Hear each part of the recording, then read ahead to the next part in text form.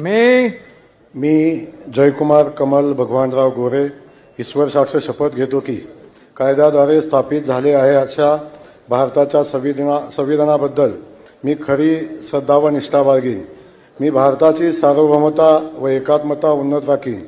मी महाराष्ट्र राज्याचा मंत्री म्हणून माझी कामे निष्ठापूर्वक सतत विवेकबुद्धीने पार पाडीन आणि संविधान व कायदा यानुसार सर्व तऱ्हेच्या लोकांना मी निर्भयपणे व निपक्षपातीपणे तसेच कोणाच्याही विषयी ममत्वभाव किंवा आकस न बाळगता न्याय वागणूक देईन।